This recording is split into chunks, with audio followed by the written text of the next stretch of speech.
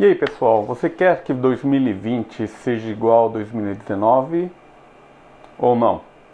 Aliás, quais foram os objetivos que vocês traçaram agora na final do ano, antes do começo desse ano, que vocês já esqueceram? Vocês já desencanaram completamente? E isso é um negócio interessante, porque essa aqui é a primeira das minhas perguntas. De 0 a 10, como é que você se avalia no ano passado? Qual seria a sua resposta? Você sabe por que é tão difícil isso aqui? Por um simples motivo: 99% das pessoas não sabe o que avaliar, não sabe o que medir. Na escola a gente tem, por exemplo, português, matemática, história, a gente faz provinha, não é? E na empresa, como é que a gente faz? A gente não tem prova. Na verdade, a gente faz uma autoavaliação. E essa que é a parte mais complicada, porque se você não sabe o que avaliar, como é que você vai se dar uma nota? Não é interessante? Então, quando você começa a planejar, crescer, sua mente se assusta. Ela começa a falar assim: meu, o que você está querendo? Como é que a gente vai fazer? Por onde a gente começa? Então tem um ditado lá que ele fala o seguinte: para quem tem martelo, todo problema é prego, não é? Vocês já ouviram isso aqui? O que ele significa? Ele fala o seguinte: você às vezes tem uma caixa de ferramenta, mas você só sabe utilizar um. E esse um tem de resolver todos os problemas, não é assim?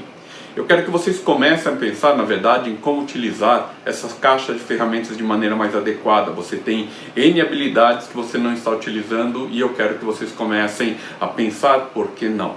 Tá? Então assim, a gente fala muito, vocês vão ouvir falar que eu falo muito de indicadores. E quem são indicadores? Como o próprio nome diz, são coisas que indicam a sua performance. E como você pode estar começando a medir ela. E 99% dos clientes que eu converso, na verdade, eles baseiam a sua autoavaliação em um único indicador, que é faturamento. Ele tem uma ideia também aproximada, porque ele fala o seguinte: sobrou um pouquinho a mais, sobrou um pouquinho a menos, ano passado eu estava mais folgado, esse ano não estou mais folgado, não é? Mas esse é o único? Não. Por exemplo, alguns têm, por exemplo, meu contas a receber aumentou, eu trabalhei um pouquinho a mais, eu não consegui folgar, eu tirei férias, não consegui, nada de muito diferente, mas esses são os pontos fundamentais que as pessoas conseguem estar avaliando. Está errado? Não. Mas são os únicos?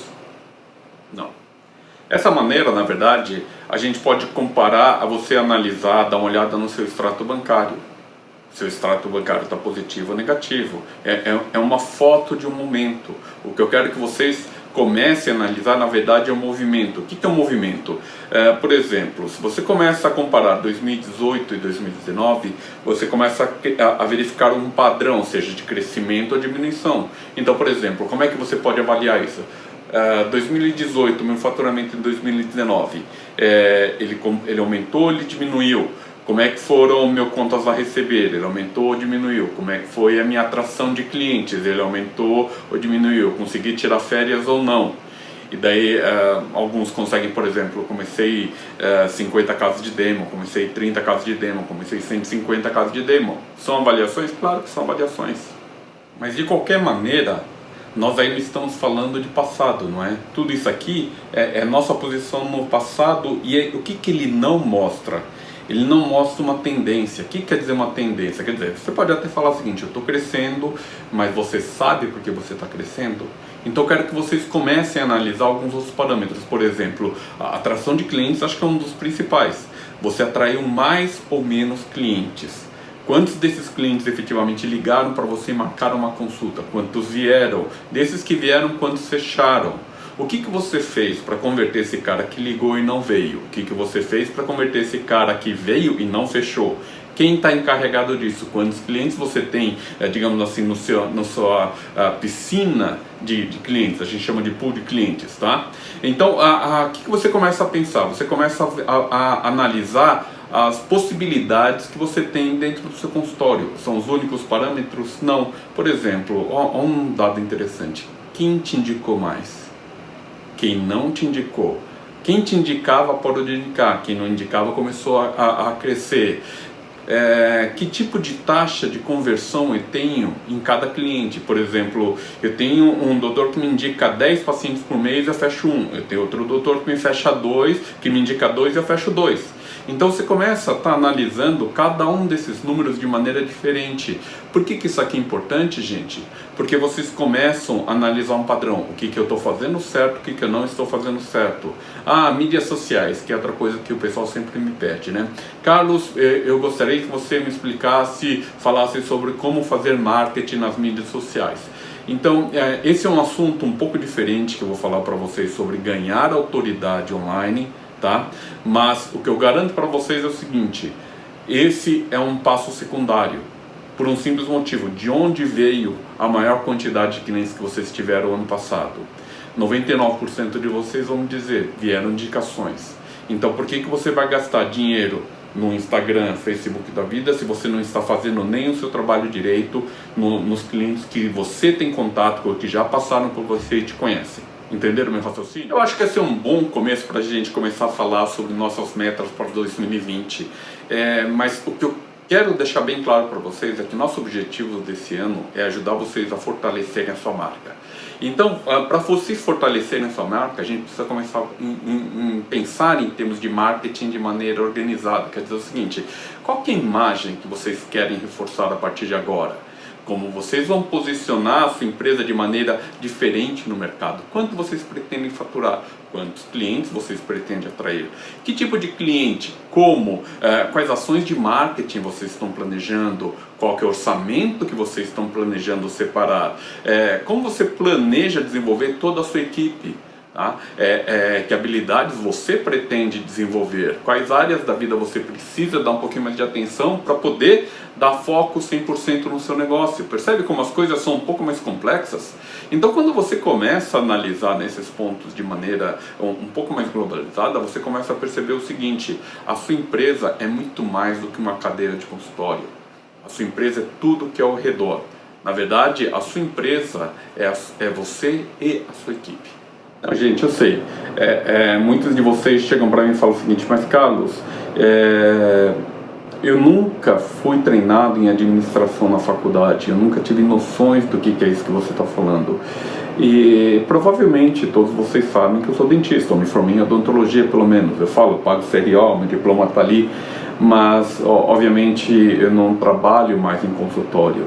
Mas eu acho que exatamente essa formação em odontologia, que obviamente depois eu complementei com administração e coaching, me fez entender muito a maneira de pensar de vocês.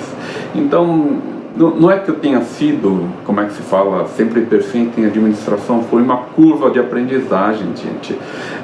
Meu primeiro emprego, tomei na cabeça. Eu achava que eu estava aprendendo, eu achava que estava fazendo um ótimo trabalho e de repente me dispensaram, talvez porque eu tenha conseguido atrair uma quantidade maior de clientes, mas não foi a única vez. Meu segundo emprego, aliás, na segunda vez que eu montei um grupo e consegui montar uma equipe, formar uma equipe de trabalho, na verdade eu fui parte de uma equipe, eu aprendi demais. Aprendi sobre administração, aprendi sobre marketing, mas mesmo assim eu não sabia sobre negócio. Eu comecei a entender um pouquinho sobre negócio quando eu comecei com a empresa. E eu vou falar para vocês, o meu maior desafio foi, na verdade, pegar essa cabeça de dentista, que entenda o que eu estou falando. Qual que é a diferença entre um dentista e um empresário? Um dentista, ele precisa de foco, gente, ele precisa de muito foco. Você vê detalhes, você vê minúcias, você está todo o tempo em cima de pequenos detalhes. E em uma empresa, se você focar só no detalhe, você quebra ela. Porque se você não olhar não só a empresa como um todo, mas ao redor dela, você não enxerga os desafios que você tem lá para o futuro. Você não enxerga o que está acontecendo.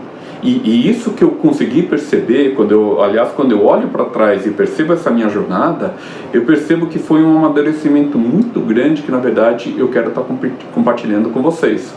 Então, assim, essas quebradas, essas dificuldades que eu tive, na verdade, me ajudaram muito a amadurecer o meu lado empreendedor. Eu percebi algumas coisas que talvez se eu não tivesse passado por essas dificuldades, eu não tivesse conseguido desenvolver esse meu lado empreendedor. Talvez o meu momento, na verdade, de despertar foi quando eu deixei de trabalhar para as outras pessoas e comecei a administrar eu mesmo o meu negócio. Isso em termos de consultório, isso em termos de empresa. Foi quando eu percebi que, na verdade, eu não poderia ser um ótimo dentista administrando porcamente um consultório. Eu tinha de ser um ótimo dentista, mas eu tinha de ser principalmente um ótimo administrador. Eu acho que foi esse o ponto de virada, esse é o ponto que eu falei o seguinte: agora eu vou assumir responsabilidade sobre tudo que eu quero na minha vida.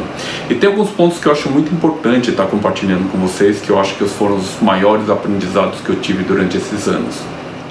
Eles são o seguinte: primeiro, que eu descobri, e eu tenho certeza que todos vocês sentem a mesma coisa: você precisa amar o que faz. Não adianta tentar fazer de qualquer maneira, é ingenuidade. Agora, uma coisa que talvez seja mais importante: o que você investir na empresa vai retornar para você de maneira completamente diferente, muitas vezes maior, tá? Não se esqueçam disso. Você não tem uma empresa de sucesso se você não investir nessa empresa, seja tempo, seja dinheiro.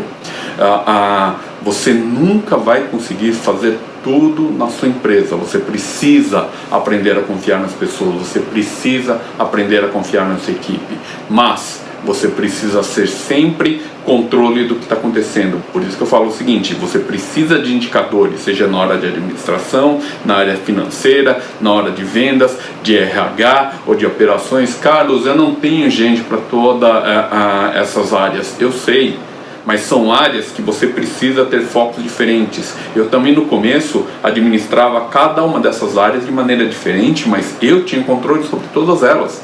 A partir de determinado momento eu comecei a delegar essas funções para outras pessoas, para focar mais no planejamento estratégico da empresa.